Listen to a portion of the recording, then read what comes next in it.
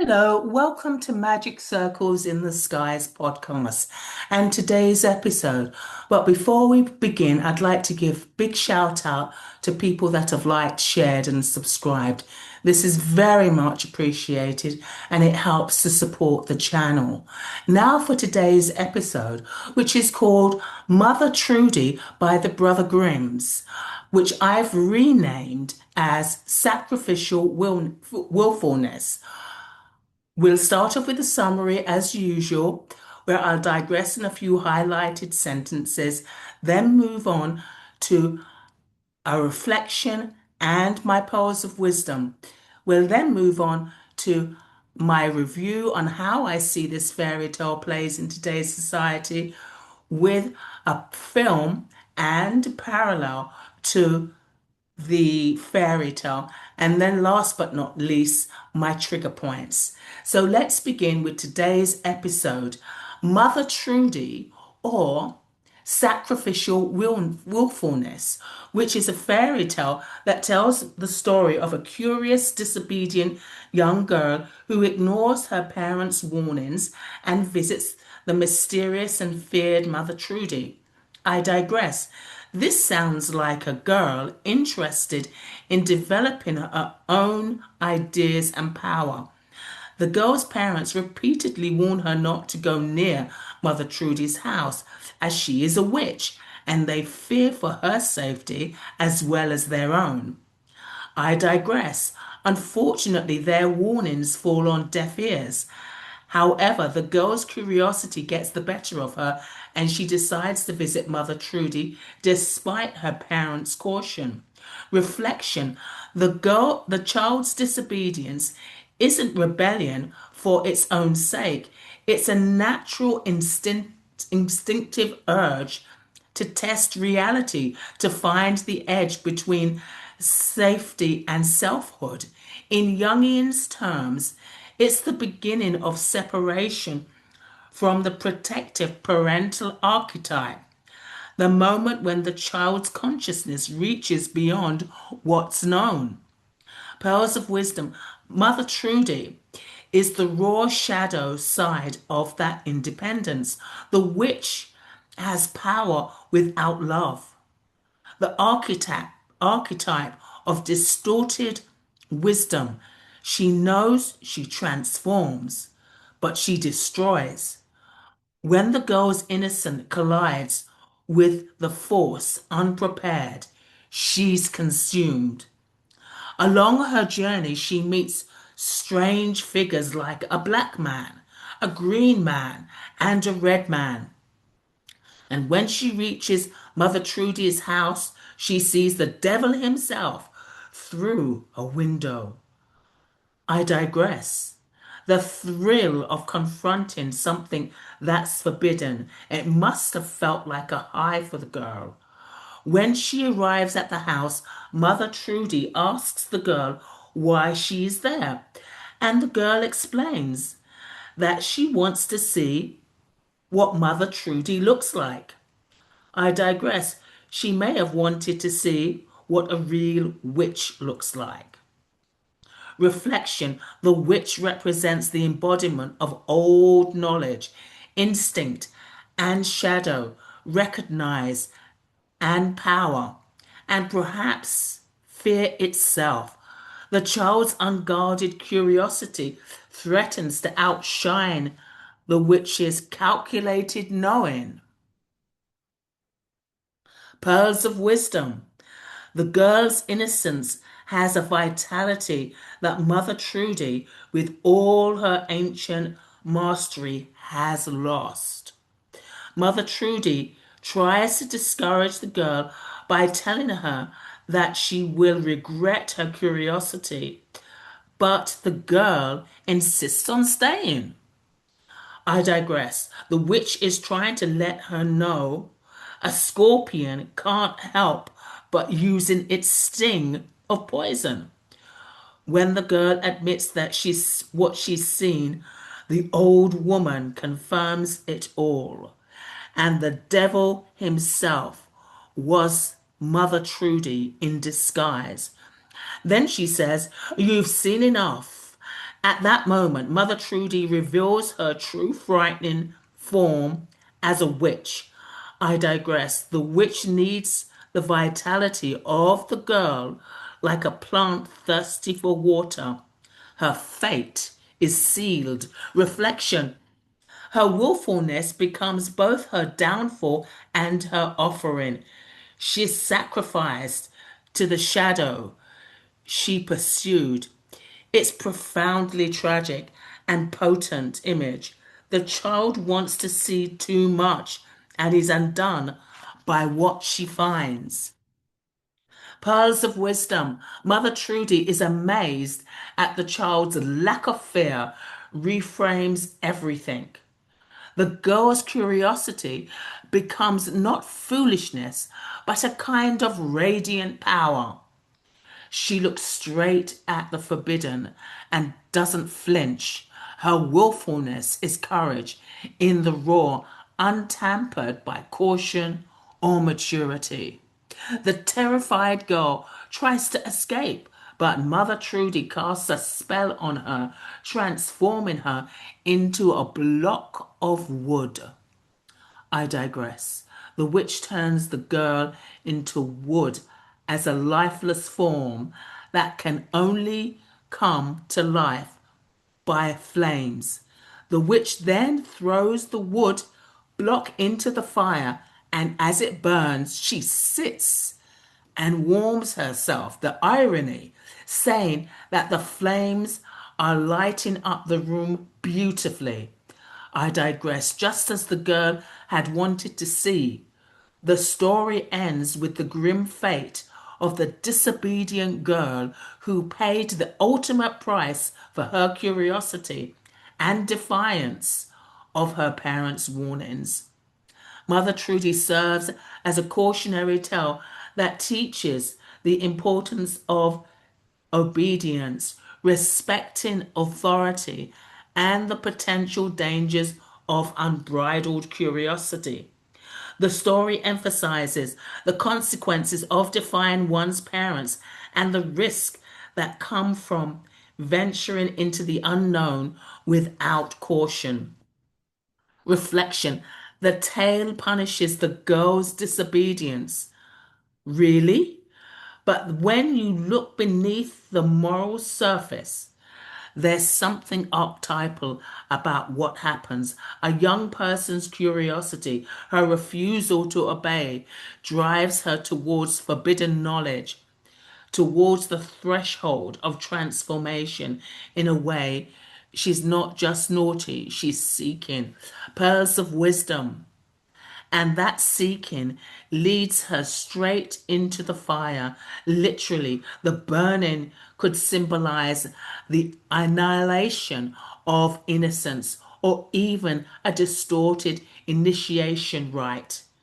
She crosses into the unknown, but instead of enlightenment, she is consumed. What an interesting fairy tale. It's quite dark, actually. How this fairy tale plays in today's society. The story of Mother Trudy is considered to be and is read as a warning against disobedience, but it also reveals something deeper. The witch depends on the very life she ultimately destroys. The little girl's curiosity, her will to see and know, carries the warmth and light that Mother Trudy has lost. When the witch burns her, she isn't just punishing her, she's feeding on that vitality the witch doesn't possess. This reminds me of how jealousy of a rival can somehow demolish a person through the malicious intent and desperate need to obtain what they do not possess, only to realize drowning out their opponent's light doesn't guarantee capturing the very essence they desire. It dies with the person they've extinguished, just like it does with the flames emanating from the fire in the fairy tale eventually does. I have often borne witness to, to such situations in my life. Only the real death occurs with the perpetrator, not the victim. The young girl is perceived as disobedient just because she has curiosity beyond what her family can explain. How often were you, as a child, accused of being too nosy by digging into information your parents couldn't quite answer at the time, and adults who weren't prepared to answer your questions? This is similar to what the little girl is accused of. If a exhibited such curiosity, young boy exhibited such curiosity, I wonder if he'd be so harshly judged. The girl's journey might represent a failed initiation into autonomy or wisdom, and what it says about society's relationship to youthful freedom. It becomes a dark exchange. Youth's fire sustains age knowledge. The order lives by consuming the energy of the new. Yet in that act, the girl's spirit isn't erased. It becomes the flames that keeps the witch alive, but it doesn't power her radiant vitality as she expected. There's no soul or essence swap in here. Her curiosity turns to light. She does become the kind of sacrificial lamb to her own willfulness, though. So here's the parallels. This is an interesting fairy tale.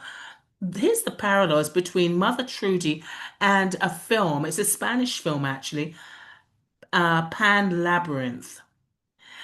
There's something timeless about tales where a young, curious girl steps into danger. Take the Grimes story, Mother Trudy. The little girl is willful and disobedient. But is she really?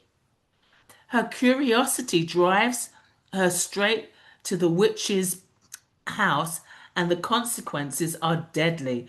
The witch consumes her energy, literally warming herself on the girl's fire. It's a story about the raw cost of curiosity, not disobedience so much, when confronted by overwhelming power. Now let's look at the modern day parallel. Guillermo del Toro's Pan's Labyrinth. Ophelia, like the girl in Mother Trudy, is curious and brave. She defies harsh authority and steps into the magical labyrinth full of strange and powerful forces. But here's the difference. Ophelia doesn't die from her curiosity. Instead, she trials tests her courage, her moral choices, and her ingenuity. She emerges transformed, matured, and empowered, even in the face of the real world cruelty. Both stories explore the tensions between innocence and power, curiosity and danger. In Mother Trudy's, curiosity feeds the old order. The witch survives by consuming the girl's vitality. In Pan's Labyrinth, curiosity and courage become the tools for growth, allowing the new self to emerge even amidst the darkness. So while one story warns us of the price of disobedience, the other celebrates the potential of curiosity when paired with wisdom and bravery. Both reminds us that stepping into the unknown is always risky, but sometimes it's exactly what allows you to grow or allows us to grow. Very interesting. Now, this fairy tale triggered me, and I'll show you the trigger points. This fairy tale reminds me of my own independent streak that was constantly packaged as a need to be rebellious. I was independent and I was curious about tasting or absorbing or drinking in what was out there in society. But I came from a background where my mother was so afraid of everything. She was afraid of the world, afraid to be outside, afraid to be inside, afraid if she couldn't control the optics of everything. And that meant I was her narcissistic supplier, so that meant she had to have complete control over me. But it was really a fight for my own sense of survival of a toxic family and the dominant need for them to control me, as I just mentioned. The vibrant light that emanated from me, which I was unaware of, in spite of my pain I was carrying.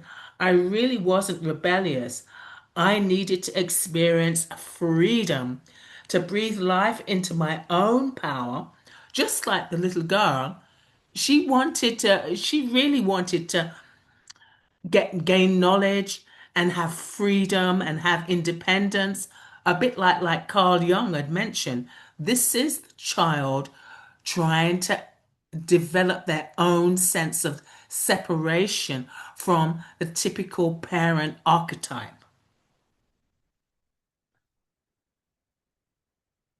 I needed to be free to experience my own power and develop in my personality. All of my life, I have experienced many superficial deaths of strangled attempts to cord cutting and a need to fight for my own well-deserved emancipation, only to be projected on as a dark soul. Now, I've spent a long time in the dark shadows because, in a lot of ways, I was rejected and, just considered rebellious, not because I was rebellious, but because I wanted to experience life through me, not through being completely controlled and stifled. I needed to have that separation, just like Carl Jung speaks about. And I never really got it. And because I never got it, for a long time in my life, I had arrested development because my mother was basically a child. She never got to grow up either. I had to be her mother, but she was a narcissist. And narcissists are basically babies. So, was it really about being rebellious and disobedient and on and on? I'm not saying that you can't and you shouldn't listen to your parents. But what I am saying is that there is an independence, there is a maturity, there is a knowledge that children go through. And instead of saying, no, you can't do this, I think it would have been better if people appreciate the child's need for independence and say, this is unwise right now. This person is a witch. It's unwise. I understand your need for freedom. I understand your curiosity. But let's take these steps slowly and let's experience your freedom and independent in different ways. Something like that. Because children, as soon as you turn around and say no to them, don't put your hand on the fire. They put the hand on the fire because they're testing you. They're testing you, they're testing themselves. They want to know. It's that curiosity. It's not necessarily disobedience, as we always want to say it is. It's they need to experience, unfortunately, sometimes why it's wrong. And in some cases, like in the witch in this fairy tale, I'm going to show you who I am. And I'm going to show you I have no mercy for your life because I want what you have. But in the end, she never really gets it. Because when you chase after somebody else's light, there's no destiny swapping, there's no essence swapping, and there's no soul swapping. That spirit lives on in a different way, but it never enters the person that tried to kill them in the first place to obtain it. Anyway, this is the end of today's episode, and I'll close with my quote. Healing is a lifelong lesson, blessing, and gift we give ourselves, mind, body, and soul. Healing is a lifelong lesson, blessing, and gift we give ourselves, mind, body, and soul. Goodbye until next time.